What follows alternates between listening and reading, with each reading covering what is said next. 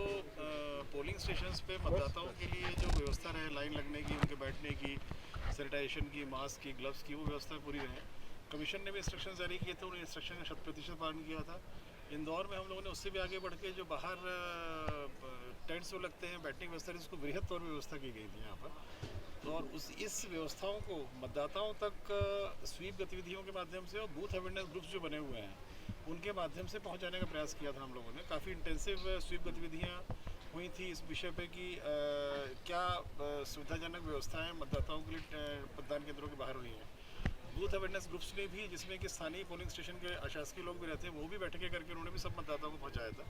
और जिस प्रकार से पोलिंग प्रतिशत रहा है 3 तारीख को, उससे ऐसा लगता है कि हम लोग सफल हुए हैं मतदाताओं को संदेश पहुंचाने में। मतदाताओं का टर्नआउट अच्छा रहा था इस बार।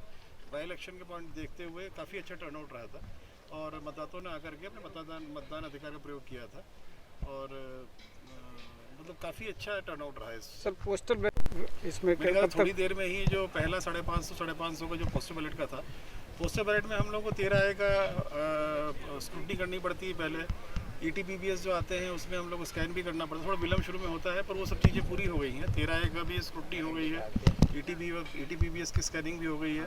550 के जो लॉट का 13B के लिफाफे में पोस्टल बैलेट रहते हैं वो भी निकाल लिए गए हैं। उसका मेरे ख्याल कुछ ही देर में नतीजा भी आ जाएगा उसका। सर क्या एक जैसी आपत्तियाँ आ रही है बार बार?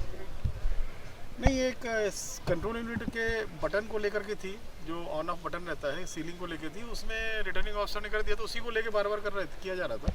वो कर लिया है, उसको ऑर्डर पारित हो गया। उसको लेकर के ऑब्जर्वर सर भी थे वहाँ पर, उन्होंने भी देख लिया है और अब स्पीडअप हो जाएगा। अन्य कोई कैंडिडेट ने भी आपत्ति ली ना,